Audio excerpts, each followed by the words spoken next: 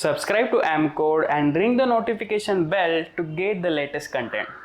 So next step would be, let's integrate Hadoop with Apache Spark. So to do that, we have a simple code here. So let me just clear up the console and we have like one Python script which integrates Hadoop and especially HDFS with Apache Spark. So to get that file, we just have to use the wget command. So I hope you already know about the wget, so we can able to get any script present on like any repository. Like we have the GitHub repository, from that we can pull the code into our Hadoop cluster. So just give the wget and I have the path. So I'll be giving this path in the description below so that you can go ahead and download this file. So we have the spark_hadoop.py file. So we will get that, and then so as you can see it is already downloaded. So I'll just go ahead and use the nano editor here to view the code. So just get the spark-hadoop.py and there you go. This is pretty simple code which integrates Hadoop with Apache Spark. The first step is you have to import the Spark session. I hope you already know that. And also we don't have to infer the schema, so we can just manually manually give the schema. For that we have like the struct type, struct field, integer and string type. So this functionality we have to import from the pyspark.sql.types, and also we'll just get all the function and store it in the func. The first step is to create a Spark session. So as of now you already know that the first step of every Spark application is creating a Spark session, and here we have defined the schema of our file. So our data frame would be having user ID, the name, age and the friends. So I hope you already know about this file. We are talking about the friends.csv file which we already use in our Hadoop lecture. So let's see the structure of the file. So this file is also present as a CSV format on the GitHub repository. So here we have like the user ID, then we have the name of the user, the age and the number of friends that particular user has.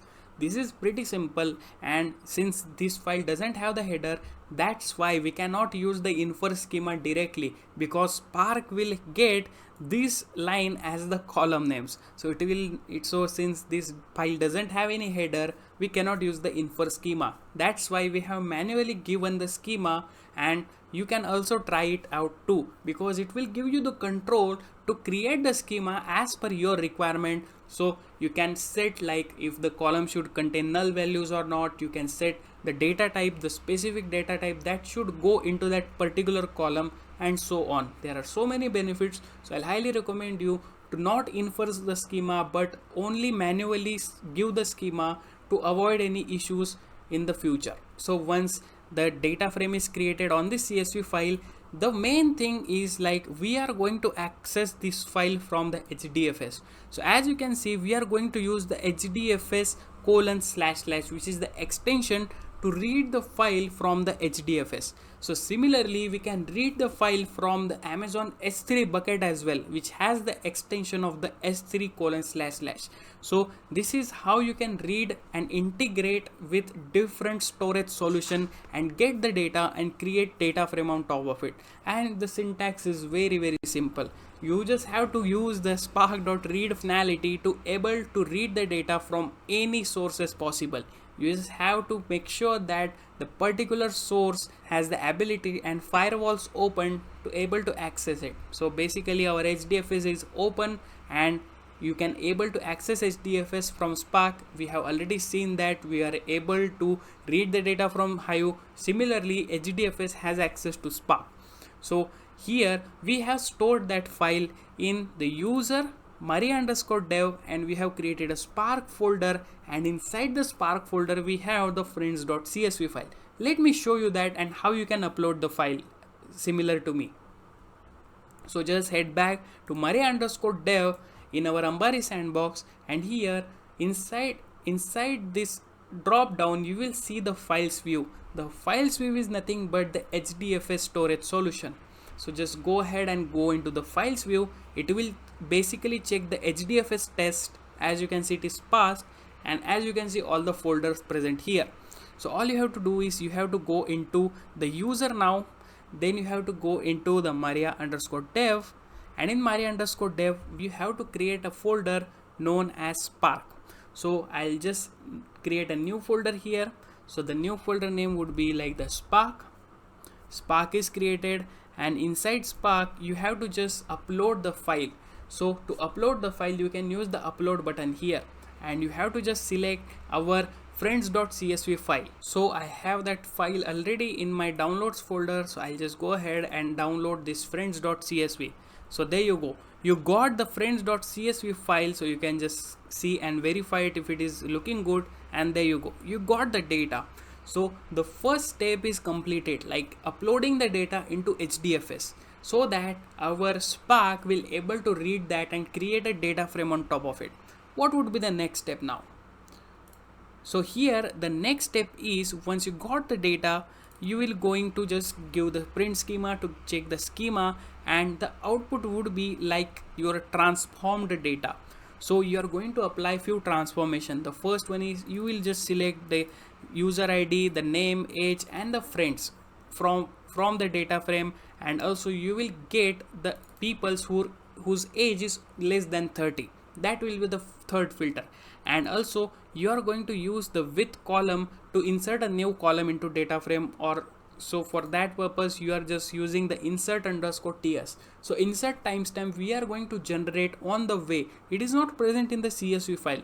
We can generate it and use the current timestamp present in our Spark functionality to able to track the timestamp from where we have loaded the data back into the HDFS. So we have just generated this insert ts column, and also we are ordering by as per the user ID, and also we are using the cache operation to further optimize our script.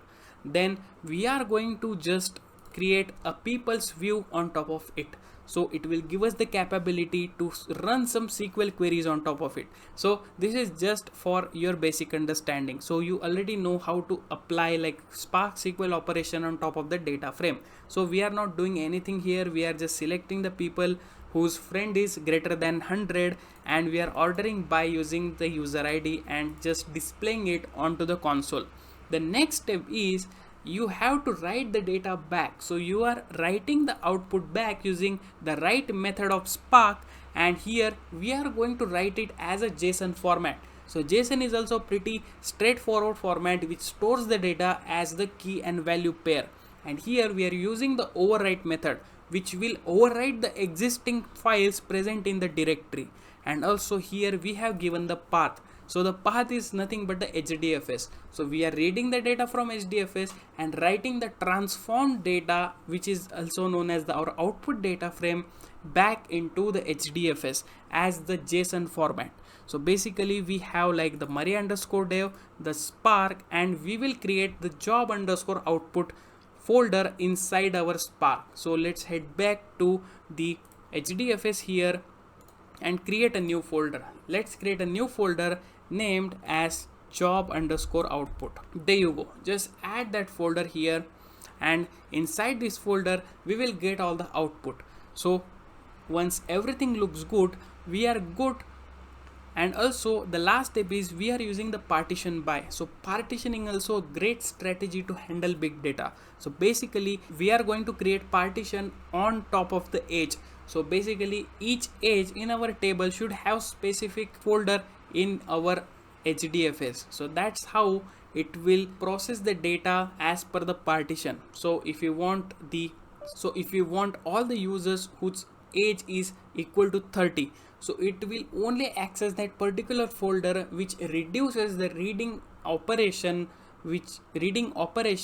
and it will efficiently process the data, and it is very suitable for big data application. And we are just going to use the save method to kick off our write procedure. So what are you waiting for? Just kick off this file to able to integrate Hadoop with Apache Spark. So to kick off our Spark application, you have to just use the spark-submit method to submit the application on the cluster. So all you have to do is use the spark-submit, and you have to give the file and the argument. So since we don't have any arguments from the command line, we will just submit our file, which is nothing but Spark-Hadoop.py file. So what are you waiting for? Just kick off this, and it will just read the data from Hadoop and again write it the transform data back to HDFS, which is storage layer of Hadoop. So it is kicking off, so it is using the Spark version of 2, which is Spark 2. So as you can see, there will be a lot of groundwork, and you will able to see like whole lot of logs coming into your screen. And I hope many of you are fans of this output. So as you can see, we got the schema already. So the schema is there, so it is just processing the data now. So here you go, you got the output as well. So once this job is complete, let's see how it is processing the data and how the output looks like.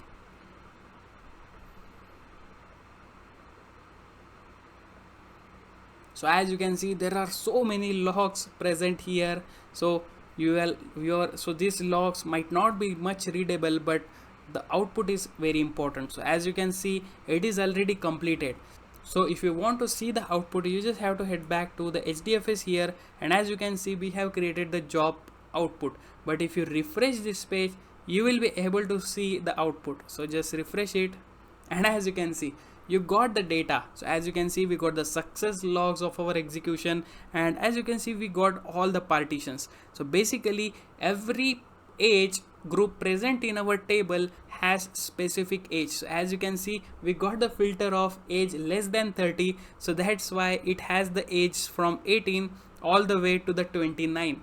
So which means that our logic was correct, and all the transformation were successfully submitted on the data frame, and each one will have the records. So as you can see, it got the records present, and if you open it somewhere, so if you open it, there you go, you have the JSON output here.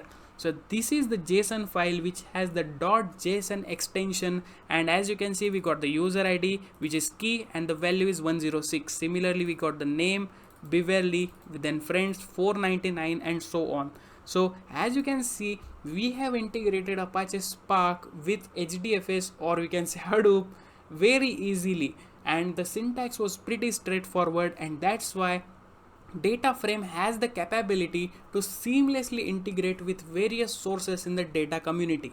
So this was very simple, but let's get over to MongoDB, which is not native to Hadoop, which is independent platform, and to able to connect with it, we need additional connector to it, and the connector is available provided by MongoDB. So let's jump over to the script and let's see how we can read the data from MongoDB as well. Okay, so that's it for today. I'll see you in the next lecture.